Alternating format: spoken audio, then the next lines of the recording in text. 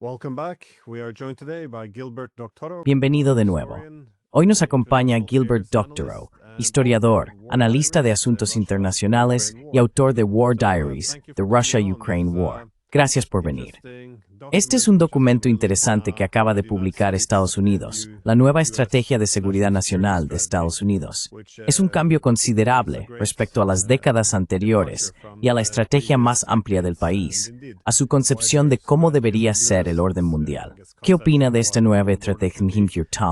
What do you make of this new security strategy? Well, first of all, it's not new. Let's make that clear. Bueno, ante todo no es algo nuevo, dejémoslo claro. No he visto a nadie volver atrás para revisar cuál fue la primera estrategia de seguridad nacional del señor Trump en diciembre de 2017. Si lo hicieran, verían que ese documento tenía, por así decirlo, dos autores distintos y seguía dos direcciones diferentes. Lo que estamos viendo hoy tiene un solo grupo de autores y va en una sola dirección. ¿Cuál es la diferencia? La diferencia es que en 2017, el señor Trump no era completamente independiente y publicó una estrategia de seguridad nacional redactada en parte de la manera tradicional.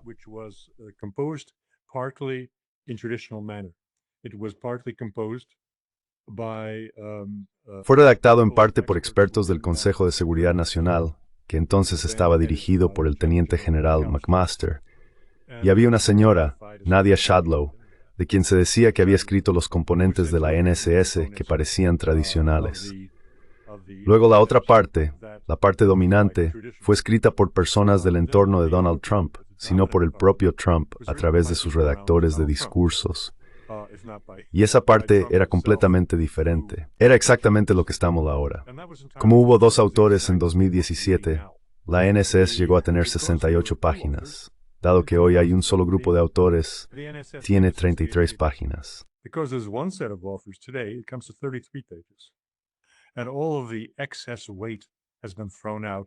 Todo el peso sobrante ha sido eliminado. La contradicción entre la política exterior estadounidense tradicional, basada en valores, es decir, la política idealista, y la política exterior guiada por el interés nacional que llamamos Realpolitik. Entonces, como ahora, el documento fue cuidadoso en evitar cualquier identificación con una ideología. Esto se señala de manera muy específica a quienes realmente analizan los textos, lo cual, lamentablemente, la mayoría de los comentaristas no hace. Y cuando se examina el texto, se encuentran términos aquí que son sumamente importantes. Se observa que desde el principio Trump dice que la política exterior debe ser pragmática, no pragmatista, realista, pero no de corte realista.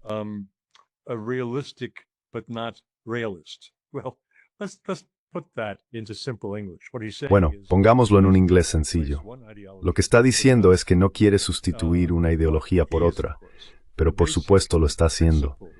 El principio básico de la NSS, que no presenta contradicciones internas en su última edición, es el irrealismo. ¿Y de dónde viene eso? De nuevo, nadie habla de ello, y no sé por qué.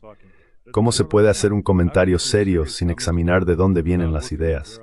Vienen de Henry Kissinger. En 2016 y 2017, durante las elecciones presidenciales, Kissinger fue convocado varias veces para asesorar a Donald Trump. En este momento no sé qué tipo de contactos tuvieron antes de la campaña.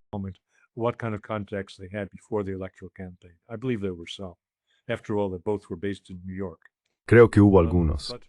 Al fin y al cabo, ambos tenían su base en Nueva York. Pero en 2017, después de asumir la presidencia, Trump invitó a Kissinger varias veces más. Esto terminó, creo, desde el primer trimestre de 2017, cuando toda la política exterior de Trump descarriló. Se descarriló tras la dimisión forzada del general Flynn, que había sido asesor de seguridad nacional de Trump durante la campaña electoral, y fue nombrado oficialmente para ese cargo después de asumir el puesto. Fue una designación terrible, porque Flynn era una persona muy comprometida, y Trump debería haberlo entendido. Sus valores éticos eran nulos. His ethical values were zero, and I know that having attended Y sé que habiendo asistido al 10º aniversario de RT en diciembre de 2016, donde Flynn fue el invitado de honor y recibió un pago de $150,000 por su conferencia de ERR, bueno, en fin, no entraré en eso. El caso es que después del primer trimestre de 2017, Trump ya no tenía el control de su política exterior. Había nombrado a neoconservadores a su alrededor para conseguir su confirmación en el Senado sin enfrentamientos. La persona más problemática fue su secretario de Estado, Rex Tillerson, quien, una vez en el cargo, nunca perdió la oportunidad de apuñalar a Trump por la espalda sin implicarse personalmente. En cualquier caso, la política exterior de Trump quedó arruinada en el primer trimestre.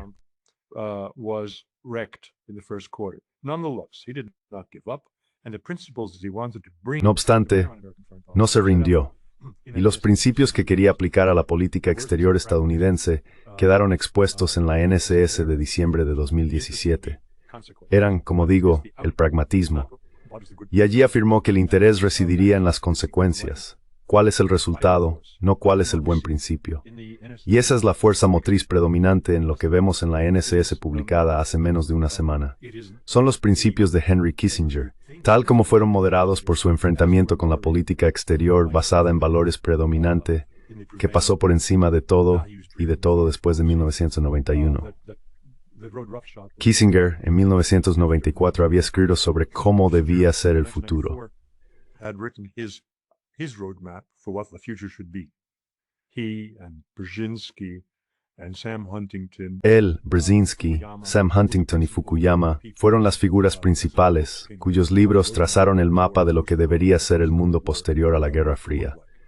La contribución de Kissinger fue Diplomacy, 94, donde expresó su profunda convicción en los principios del equilibrio de poder, una política exterior moderada, el abandono del hegemonismo y la evitación de guerras de elección. Todo ello se expuso con referencia a la historia, una historia de la diplomacia que se remonta a los siglos XVII y XVIII, cuando esos principios se formularon por primera vez, y aún más atrás, a la Paz de Westfalia de 1648, que estableció la cuestión clave en cualquier escuela del realismo. Ahora bien, como dije, fue zarandeado, fue rechazado.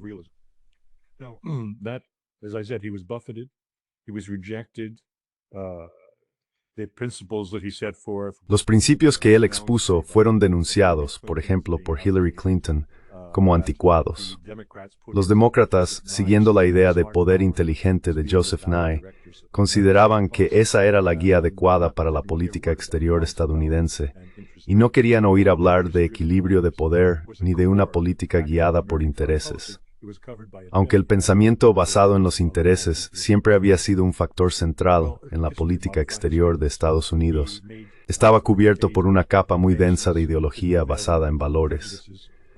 Kissinger ajustó sus declaraciones, rindió homenaje a los prejuicios dominantes en la comunidad de política exterior estadounidense, y en su libro de 2015, World Order, otorgó un papel a los valores, es decir, el realismo y el interés nacional debían perseguirse, pero siempre teniendo en cuenta los valores nacionales.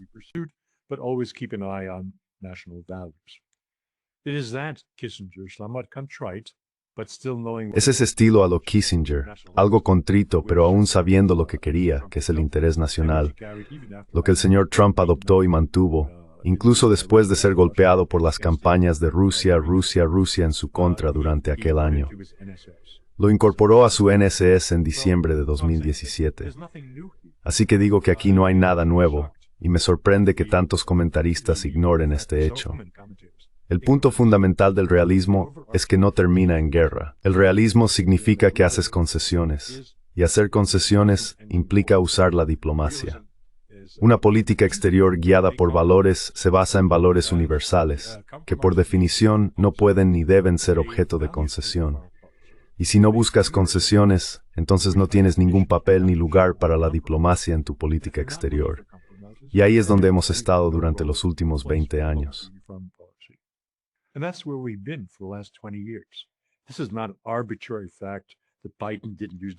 Esto no es simplemente un hecho arbitrario de que Biden no utilizara la diplomacia. No, está arraigado en la forma de pensar básica que sustenta los principios de la política exterior idealista. Es solo otro nombre para lo mismo. Se conoce con varios términos: política exterior idealista, política exterior wilsoniana. Todos significan lo mismo. Es una cuestión de valores frente a intereses. Leí esta estrategia de seguridad nacional con mucha atención, y hay cosas notables ocultas en ella si uno se toma la molestia de mirar. Solo por dar un ejemplo, no quiero desviarnos de los grandes temas, se ve que Trump menciona sus 3 páginas dedicadas a Europa. Y por supuesto eso ha atraído mucha atención. Oh, solo 3 páginas para Europa, solo 3 páginas para cada otra gran región del mundo. Así que es bastante absurdo decir que esto sea de algún modo discriminatorio contra Europa.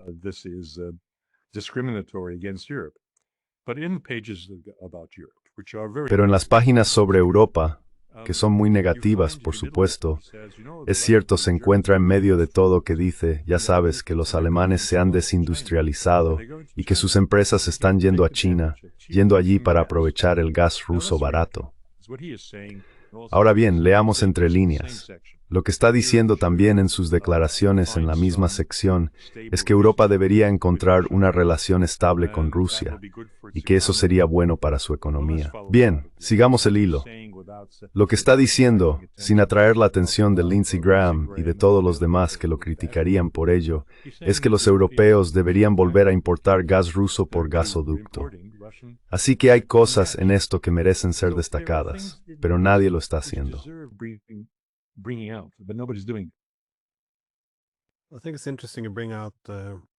Me parece interesante que menciones a Kissinger, porque en la primera administración de Trump, cuando quería llevarse bien con Rusia, hubo una frase que siempre volvía para perseguirle. Se consideraba inherentemente sospechoso que quisiera llevarse bien con Rusia. Y de nuevo, la teoría conspirativa impulsada por el Russiagate afirmaba que había sido pagado por los rusos. Creo que mucha gente pasó por alto el hecho de que tuvo todas esas reuniones con Kissinger, quien sostenía que esa no era la forma en que debía funcionar la diplomacia entre grandes potencias. Argumentaba que en esencia teníamos que acercar a los rusos al menos a nuestro lado del tablero. De lo contrario, los empujaríamos demasiado hacia los chinos.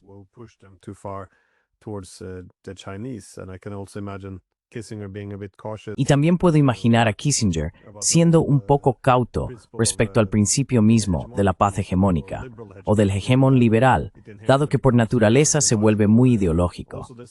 Y además, no queda mucho espacio para la diplomacia. Si tu estrategia se basa únicamente en la dominación global, ¿qué papel queda entonces para la diplomacia a la hora de gestionar la competencia en materia de seguridad con tus rivales? En realidad, no hay mucho desde el principio. No debería sorprenderte demasiado la forma en que se mencionó a los europeos. Por cierto, estoy muy de acuerdo. Creo que Trump obviamente se dio cuenta de que independientemente de lo que decidan hacer las autoridades alemanas, resulta interesante que las empresas alemanas sigan la energía rusa.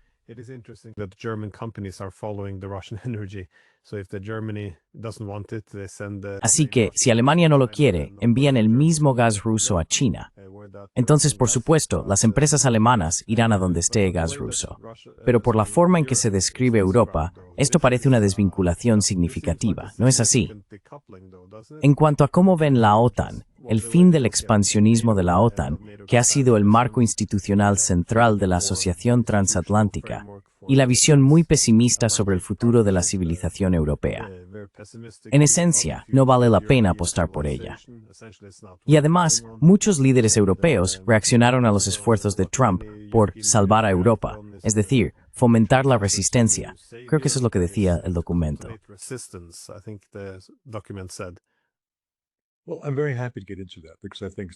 Bueno, me alegra mucho entrar en ese tema porque creo que es de suma importancia. Pero antes de eso, me gustaría dar un paso atrás. No debemos malinterpretar a Kissinger. Kissinger se había granjeado muchísimos enemigos. Las cosas terribles que hizo durante la guerra de Vietnam, extender la guerra a otras naciones del sudeste asiático, la devastadora destrucción que tuvo lugar bajo su supervisión, le valieron ser denunciado como criminal de guerra, una acusación de la que nunca se libró. Hay quienes decían que Kissinger, en la segunda mitad de su vida, intentaba compensar los crímenes que había cometido en la primera mitad. Eso no es exactamente cierto, Y nos devuelve a lo que hablábamos hace un momento. ¿Qué tipo de sabio consejo podría haber dado Kissinger ante el espectro de los rusos?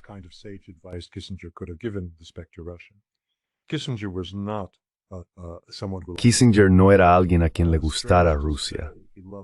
Es curioso decirlo, pero amaba China.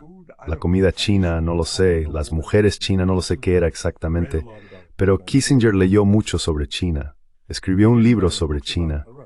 No escribió ningún libro sobre Rusia. No sentía una simpatía por Rusia, aunque debería haber aprendido algo sobre ella, porque al fin y al cabo fueron las figuras dominantes bajo Alejandro Permenster durante el periodo en que escribió su tesis doctoral, es decir, el Congreso de Viena, el orden que estableció la Santa Alianza. Pero nunca le gustó realmente Rusia. Y lo que es más importante, no hablemos de cosas pequeñas, hablemos de cosas grandes.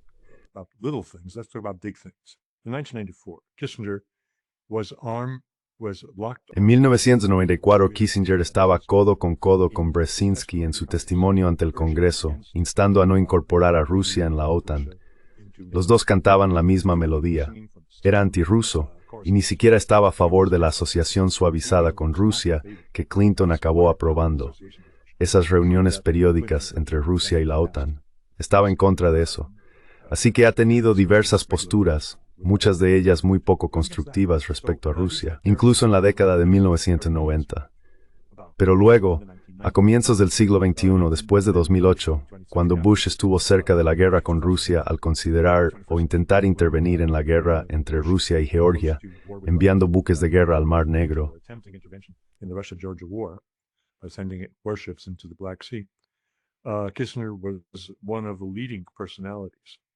Kissinger fue una de las principales personalidades de un grupo de sabios que buscaban asesorar a la administración Bush sobre cómo restablecer unas comunicaciones y relaciones civilizadas con Rusia. Así que ha ido de un lado a otro. Pero las ideas que propuso, esta es, de hecho, la política exterior basada en los intereses que, por supuesto, fue duradera desde el comienzo de su carrera, y el equilibrio de poder que, por supuesto, fue lo que surgió de las guerras de 1812 y se revivió como principio dominante en la diplomacia europea, lo acompañaron hasta el final de su vida. Ahora, pasando a, me gustaría simplemente, sé que no es del todo apropiado, pero lo haré de todos modos.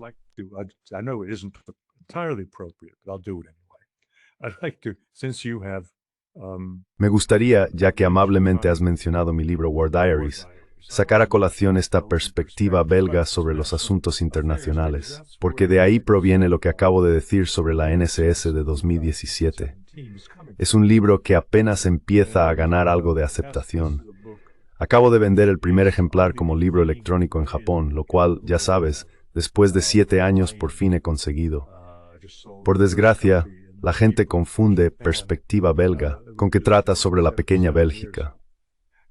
¿A quién le importa la pequeña Bélgica? Aunque, a juzgar por lo que vamos a comentar en un momento, deberían preocuparse por la pequeña Bélgica, ya que Bélgica podría hacer más para poner fin a la guerra en Ucrania que cualquier cosa que haya hecho Orbán o que Trump esté intentando hacer.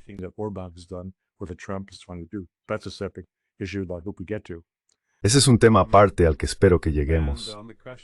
Y sobre la cuestión de Trump, para que nadie piense que soy un partidario convencido de Trump, pase lo que pase, leed el primer capítulo de este libro, donde explico por qué deberíamos destituir a Trump. Eso lo escribí en septiembre de 2017, después de su desastroso debut en la Asamblea General de las Naciones Unidas, cuando pidió la completa destrucción de Corea del Norte y de un país de 22 millones de personas. Decidí que era hora de que se marchara. Así que seguiré a los oros, no lo que me gustaría ver, sino lo que me veo.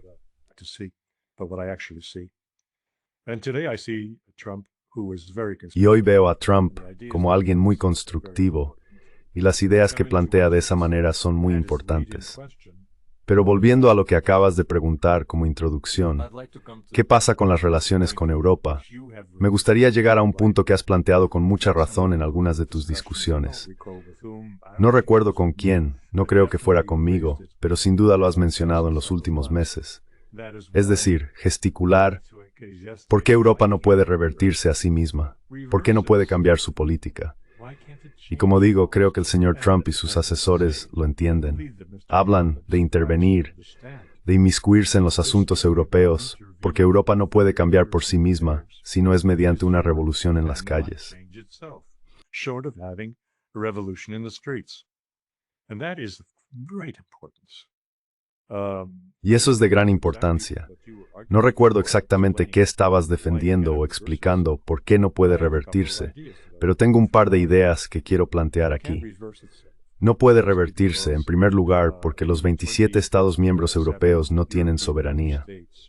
En el mismo libro, esta perspectiva belga, menciono de pasada unos comentarios que aparecieron en un libro publicado por aquella época por Mark Askins, A-S-K-A-N-S, Beniels in Demper Firmen Familiares con la Pronunzal for primer ministro de Bélgica, is escribir mitos. Hacia el fin de su vida, me encontré con ese libro. Towards the end of his life, I happened to pick up one of them, and he was saying that, European member states. Y decía que ya sabes, los Estados miembros europeos han perdido su soberanía y que hoy sus gobiernos no cuentan más que un gobierno municipal. Ahora bien, dijo esto en 2017, y sin duda sigue siendo cierto hoy. Los 27 primeros ministros no son nadie, no solo en principio, sino en la práctica. Son, como ha dicho Putin, personas accidentales. Esa es la razón principal. Así que todo el poder está en manos de la Comisión Europea, lo cual suena democrático. Endau yat separate edet spes erisal paris near paril de Euromord, y remento europeos por el pueblo. So es una persona muy intención inherente. Parliament is voted by the people. So it's indirect representation, but ultimately you can say it's democratic because Pero en última instancia se podría decir que es democrático, porque en esta representación indirecta la voz del pueblo encuentra expresión en quien llega al poder en la comisión. No es cierto. De hecho, es un instrumento de influencia para Alemania. Alemania dirige Europa. Durante la época de Angela Merkel, ya lo he señalado antes, todos los altos cargos de la UE fueron designados por Alemania. Esa es la primera parte. Ahora bien, ¿cómo ocurre eso? Porque la comisión es votada por el Parlamento de Bris for the gestrengd por der Brabid, y que a su vez está dominado por el Bremtal Cristiani. Which is dominated by the Christian Democratic Party of Germany. So Germany is using enormous leverage. Así que Alemania está utilizando una enorme influencia aquí. ¿Cuántos son? ¿85 millones? No recuerdo cuál es la población. Y la población de Europa es ¿qué? 350 o 400 millones o más. Así que están obteniendo unas 5 veces más influencia en relación con su población para controlar toda Europa, al decidir esencialmente quién será el presidente de la comisión. Y esa persona decide quiénes serán sus comisarios, porque todo eso se negocia a puerta cerrada, decidiendo qué partido obtiene qué ministerio. Así es como se gobierna Europa. Y ese es el segundo punto. Y después de eso dejaré este soliloquio. El segundo punto es que todo el sistema electoral europeo está mal.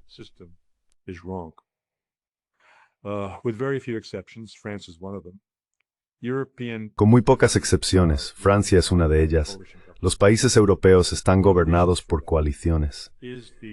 Y una de las razones de ello es el trato preferente que se da a las minorías.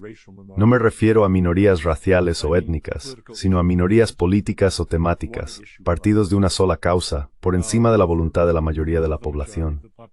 Esto es la representación proporcional, que resulta maravillosamente progresista, salvo que termina en la dictadura que vemos ahora en las instituciones europeas y en el completo desinterés del público general por votar.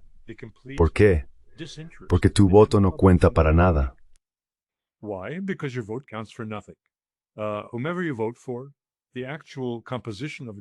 Vota quien votes, la composición real del gobierno se decide a puerta cerrada entre los ganadores fraccionados de escaños en el Parlamento. Y por eso, las mismas personas permanecen en el poder durante décadas, solo que en distintos cargos ministeriales. El ministro de Justicia durante 5 años bajo von der Leyen fue un belga del partido MR, un partido liberal francófono con sede en Bruselas, Didier Reynders, quien ahora se enfrenta a una larga pena de prisión cuando finalmente se celebre su juicio por blanqueo de dinero. Bueno, la acusación es blanqueo de dinero. Ni siquiera se molestan en investigar de dónde procedía el dinero que blanqueaba, que por supuesto eran sobornos.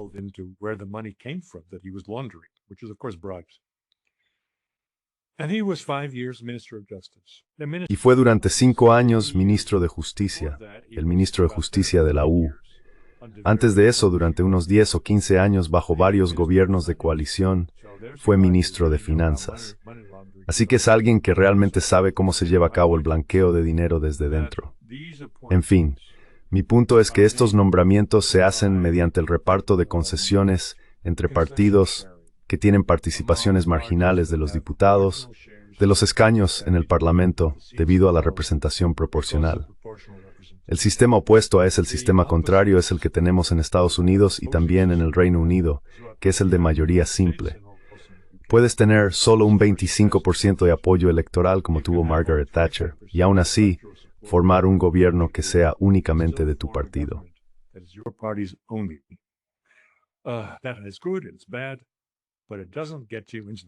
Eso está bien, es malo, pero no te mete en el lío en el que se encuentra Europa hoy, donde las mismas personas ocupan cargos en gobiernos de coalición que solo tienen un interés: aferrarse al poder. La discrepancia en sus políticas oficiales de partido no significa nada. Que sean competentes o no para ser ministro de Finanzas, de Justicia o de Transporte no cuenta para nada. Alguien tiene que ocupar ese puesto, y se lo asignas a uno de tus partidos de la coalición. Así que por esa misma razón, Europa no puede por sí sola salir del terrible embrollo que tenemos y que se denuncia en la NSS del señor Trump.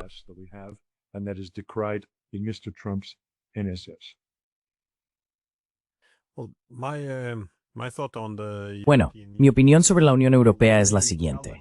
El principal desafío, tal como yo lo veo, es cómo lograr que 27 Estados miembros adopten esencialmente la misma política exterior, la misma política económica. Es muy difícil conseguir que algo de eso se lleve a cabo. ¿Cómo haces que 27 países no actúen necesariamente en su propio interés nacional, que cada vez es más divergente, sino que sigan una política común? En cierto nivel, tiene que haber una cierta cesión de soberanía, incluso cuando no sea necesaria. Es esa obsesión federalista que tienen en el mundo de la UE, esa idea de que la forma debe dictar la función. Simplemente centralizaremos el poder en Bruselas, y de algún modo eso dará lugar a unos Estados Unidos de Europa exitosos. Pero no.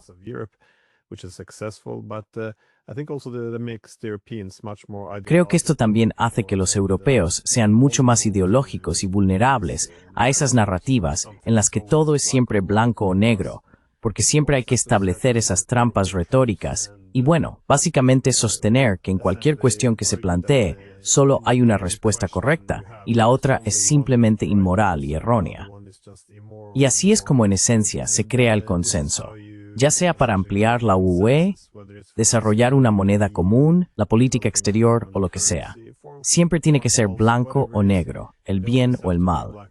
De lo contrario, no se puede avergonzar realmente a los países para que lleguen a un consenso. Quiero decir, mira a Orbán. Cree que la diplomacia con Rusia es una buena idea.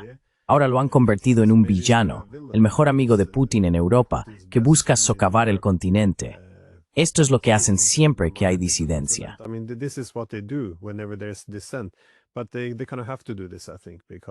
Pero creo que, en cierto modo, tienen que hacerlo.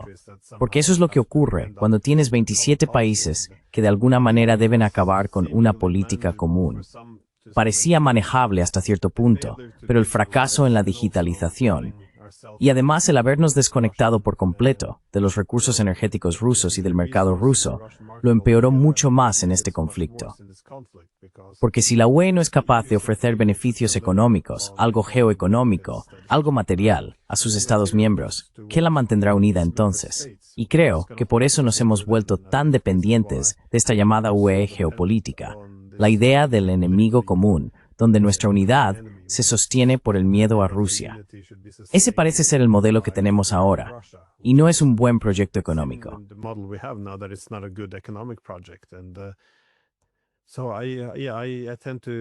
Sí, tiendo a ser muy crítico por esta razón. Veo a la UE como poseedora de una enorme vulnerabilidad frente a la ideología, por eso es tan intrínsecamente rusófoba e ignora intereses económicos y nacionales esenciales. Además, es incapaz de revertir nada porque siempre llegamos a ese consenso en el que, una vez más, un lado tiene razón y el otro está equivocado. Entonces, ¿cómo se puede cambiar de rumbo? Es muy difícil. Así que no, soy muy pesimista. Pero por supuesto, el hecho de que Estados Unidos fomente la resistencia también tiene sus problemas. Aún así, quería conocer tu opinión sobre los otros aspectos de esto, la forma en que se retrata a Europa, porque también incluye todos esos otros elementos de decadencia civilizacional.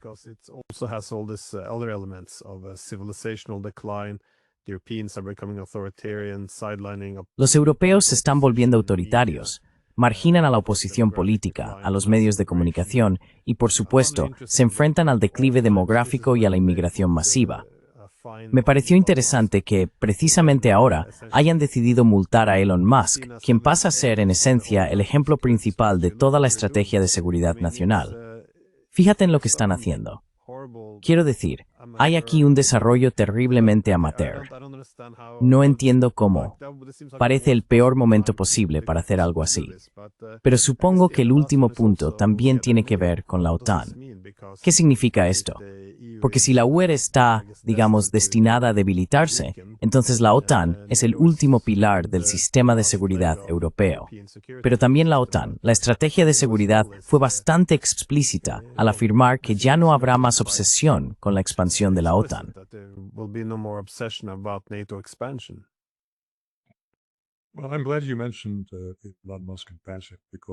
Bueno, me alegra que hayas mencionado personalmente a Elon Musk, porque ahora se enfrenta a esta multa de 100 millones, o lo que sea, que quieren imponerle por supuestamente difundir noticias falsas o información inexacta. Él salió diciendo que la UE debería disolverse, y estoy de acuerdo con él. Eso va directamente a los temas que planteabas sobre la misión geopolítica de Europa. Esto es lo que está destruyendo Europa. Europa iba perfectamente bien antes de 1992, y desde luego, antes de que se impusiera, pese a la oposición, la Constitución revisada en este milenio.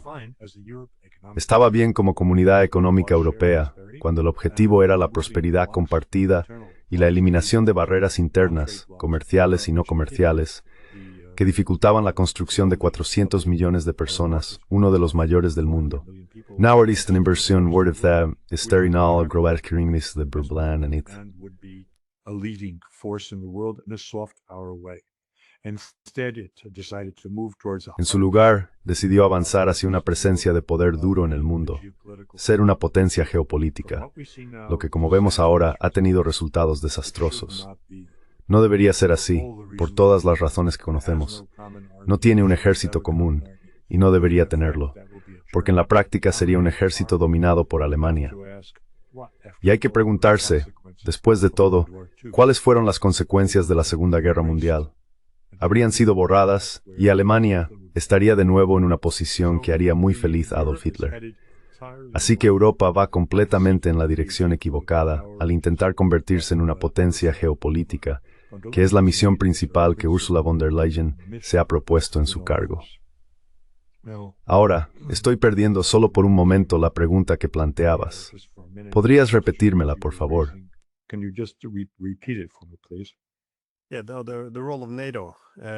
Sí, el papel de la OTAN.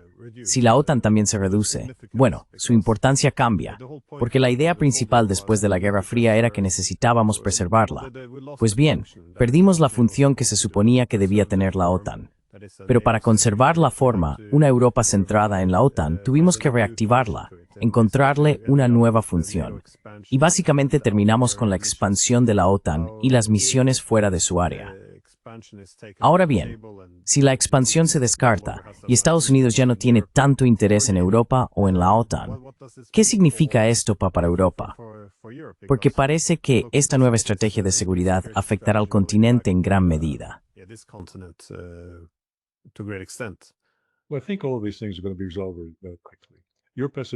Bueno, creo que todas estas cosas se van a resolver muy pronto. Estás pesimista en este momento. Ambos tenemos altibajos de ánimo, del pesimismo al optimismo, Yo curiosamente estoy optimista ahora mismo porque espero que llegue el momento de la verdad. ¿Y a qué me refiero con eso? Bueno, mencionaste a Orbán de pasada, y Orbán es un gran héroe entre toda la comunidad que se opone al gobierno hegemónico estadounidense occidental del mundo. Y se acerca una crisis. La crisis será el 18 o el 19 de diciembre. Ayer tuvieron una reunión en Londres. El señor Zelensky salió después de haber sido preparado y animado amablemente por las tres principales personalidades de la coalición de los dispuestos, lo que queda de ella, Starmer, Merz y Macron. Starmer, Merz, and Macron. And he's encouraged to say that he rejects territorial. Y se le anima a decir que rechaza las concesiones territoriales a Rusia y demás, lo que significa que queremos seguir luchando para siempre. Se niega a reconocer que ha perdido la guerra, que es el principio fundamental que impulsa hoy las recomendaciones de Trump, la realidad de que han perdido la guerra. En estas circunstancias, ¿quién va a pagar la guerra del señor Zelensky en equipamiento y en ayuda financiera para mantener a flote su gobierno? El último cálculo indica que para febrero el país estará en bancarrota.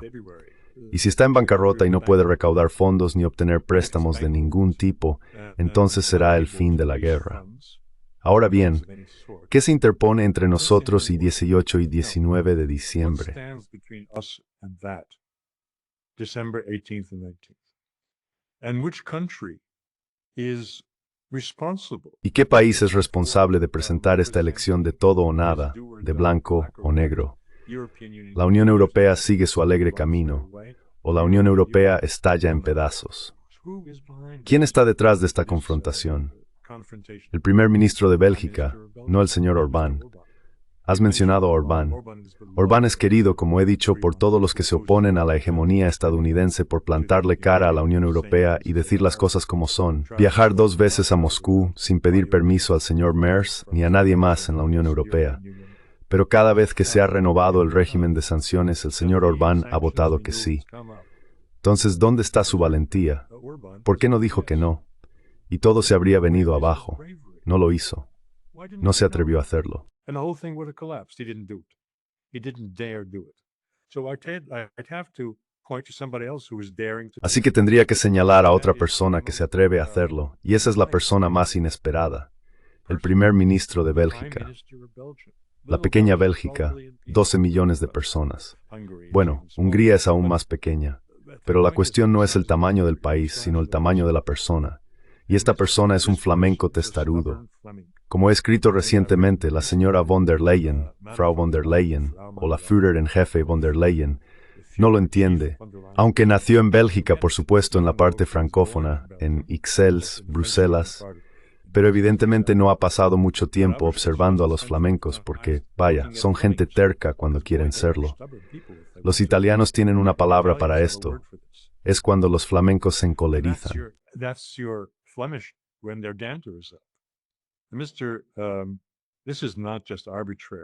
Esto no es algo arbitrario. La personalidad del señor de Wever está haciendo lo que debe hacer, lo que harían las personas que lo eligieron, que es defender la prosperidad del país que gobierna.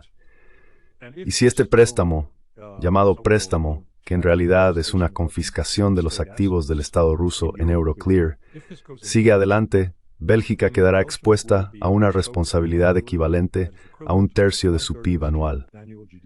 Y el señor de Wever, que ha sido un tipo amable en rondas anteriores de construcción de sanciones contra Rusia, incluso sacrificó en última instancia la industria del diamante de Amberes, que es su base de poder, y arruinó el diamante en Bélgica al aceptar la sanción a nivel de la UE sobre la importación de diamantes rusos.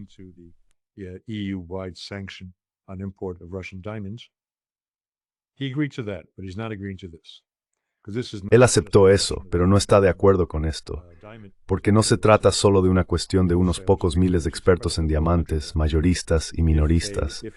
Es una cuestión de que todo el país se hunda si esta propuesta de von der Leyen sale mal. Ella y Merz visitaron el pasado viernes a de Wever. Cenaron allí, estoy seguro de que todos se marcharon con indigestión, porque la reunión no llevó a nada. Terminó con la declaración de que seguirían hablando hasta el 18 de marzo. Ahora bien, ¿por qué es esto importante? Es muy probable que el señor de Wever diga que no el 18 de marzo. Yet to say no on the 18th and 19th. And what will happen next? Y lo que sucederá a continuación, lo que probablemente ocurra los días 18 y 19, sacudirá a la Unión Europea hasta sus cimientos. Y puede, no se dice que vaya a hacerlo, pero puede derribar a von der Leyen y a estas instituciones europeas corruptas. ¿Por qué? Von der Leyen está desesperada. Todo su capital político está invertido en la supervivencia de Ucrania y en la continuación de la guerra en Ucrania, hasta que Europa considere que está preparada para una guerra convencional con Rusia, lo cual será dentro de 2 o 4 años. Si Ucrania cae ahora, si quiebra y tiene que capitular ante Rusia, su carrera política habrá terminado, y todos los que la rodean estarán acabados. Todos ellos, el grupo de los dispuestos, sus carreras quedarán comprometidas, si no terminadas. Well, their careers are compromised, if not over. So what is she going to do? Since this is Entonces, ¿qué va a hacer ella, dado que esta es la última posibilidad de salvar a Ucrania? Porque hablar no servirá de nada. Las palmadas en la espalda a los organizadores de eventos no servirán de nada. Necesitan dinero y armas, y las armas se compran con dinero. Y los 200.000 millones de dólares en activos rusos congelados son tremendamente tentadores. Ella declarará, ya se ha insinuado, que la votación se realizará por mayoría cualificada, no por unanimidad. El señor Merz ya ha dicho públicamente que está dispuesto a garantizar con fondos alemanes 45.000 millones de euros del dinero prestado a Ucrania. Probablemente algunos otros países también aporten algo. Y así, von der Leyen dirá que cuenta con una mayoría cualificada en la Urtuede, y por tanto la medida se aprueba, y ahora se dirigirá a Euroclear para liberar el dinero.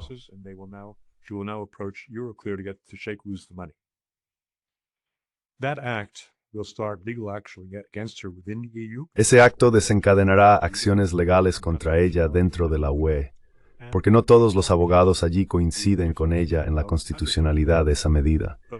Y se enfrentará a una fuerte oposición no solo de Weber, sino también del director ejecutivo de Euroclear.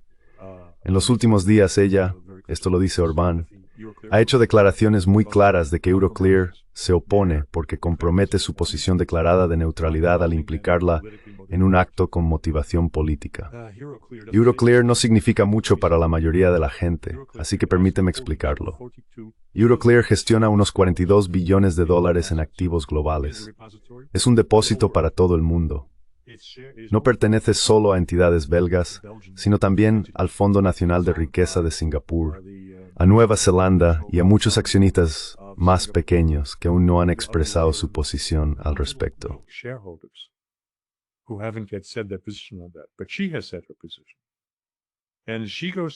Pero ella ha expresado su postura y va a llevar a los tribunales la decisión de la UE. No va a haber dinero. Ningún banco en su sano juicio prestaría ni un céntimo a Ucrania basándose en garantías retenidas por una entidad que está impugnando la confiscación de esos activos. Está muerto antes de empezar.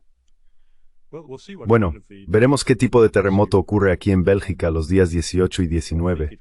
Creo que podría sacudir las instituciones europeas hasta sus cimientos.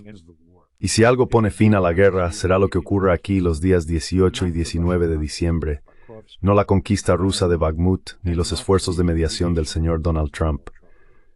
Todo dependerá de un tal señor Bart de Wever, un político belga provincial conocido como nacionalista de bolsillo, es decir, interesado en el bienestar de su electorado, no en su etnia como tal. Así están las cosas hoy.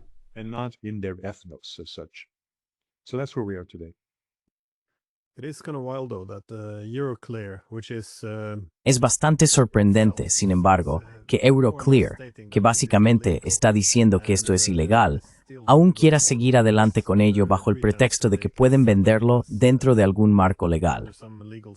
Déjame hacerte una última pregunta. ¿Cómo crees que reaccionarán los rusos ante esta propuesta? Bueno, perdón, no la propuesta. ¿Cómo están reaccionando ante la estrategia de seguridad nacional de Estados Unidos? Porque esto es algo que no han visto desde después de la Guerra Fría. Y creo que para muchos rusos se han estado preguntando, ya sabes, si él está tomándoles el pelo cuando dice que quiere mejorar las relaciones con Rusia y cambiar el rumbo de Estados Unidos. o si es simplemente otro trajeado que viene diciendo lo mismo, pero acaba manteniendo el statu quo. Says the same things, but will end up pursuing the status quo. Look, Glenn, I disagree. They've seen it before. They saw it. No estoy de acuerdo. Ya lo habían visto antes. Lo vieron en 2017, pero no quisieron verlo. Revisé lo que los rusos dijeron sobre la NSS y Donald Trump en 2017. No les gustó. Es decir, hicieron muy pocos comentarios al respecto, pero dijeron, no, esto no funciona. Lo que vemos aquí es una negociación desde una posición de fuerza. Estaba ahí, eso figuraba en el documento. Por supuesto, venía del lado del Consejo de Seguridad Nacional, no necesariamente del lado de Trump. Estaba ahí. Y los rusos dijeron, vaya, eso lleva a la confrontación, así que no nos gusta. Ten en cuenta que los rusos tenían un gran respeto por Henry Kissinger, y la negociación desde una posición de fuerza fue uno de los pilares de la política exterior de Henry Kissinger.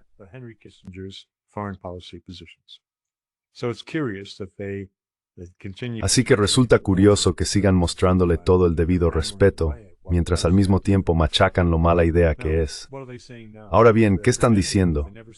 Fingen que nunca han visto nada parecido antes, lo cual, como ya dije, no es cierto, porque los principios básicos de Trump ya estaban ahí en 2017.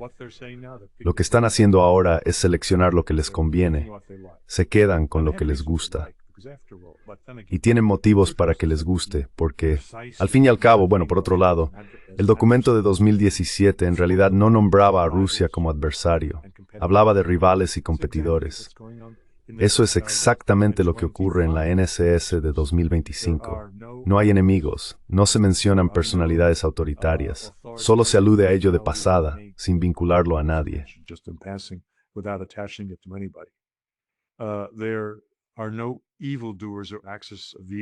No hay malhechores, ni eje del mal. Así que en este sentido, lo que realmente debería gustarles es que el señor Trump está diciendo todo lo que diría un realista, no intervenir en los asuntos internos de otros países. Ese es el principio fundamental de la paz de Westfalia, y una cuestión central en la escuela realista de las relaciones exteriores. Está ahí, en la estrategia de seguridad nacional de hace una semana. Lo que están haciendo los rusos es seleccionar lo que les conviene.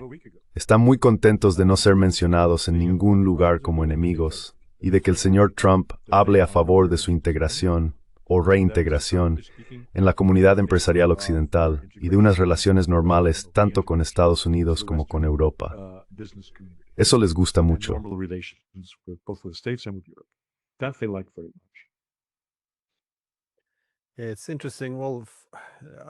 Es interesante. Bueno, me parece interesante el concepto de multipolaridad en ese contexto, pero lo que realmente destaca es esta cuestión de la ideología, porque por eso es importante para los europeos, pero detestada por los rusos. Cuando los europeos oyen valores, lo ven como la base de una asociación permanente entre Estados Unidos y Europa.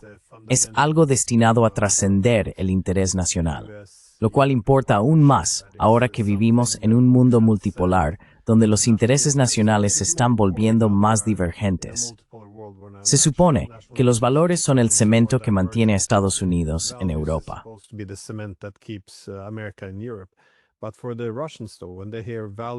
Pero para los rusos, cuando oyen valores, todo lo que perciben es la ausencia de pragmatismo, la ausencia de diplomacia. Porque siempre que se habla de valores, se trata de buenos valores frente a malos. Todo es blanco o negro, bien o mal. No hay espacio para el entendimiento mutuo, ni para la diplomacia, ni para el compromiso. Todo se convierte en una política exterior extremadamente confrontativa, en la que buscamos la paz, bueno, derrotando a Rusia, que es lo que hemos estado haciendo durante los últimos 4 años. Así que resulta interesante que en cuanto aparece la palabra valores, ahí es donde realmente europeos y rusos están profundamente divididos. ¿Tienes algún comentario final antes de que terminemos?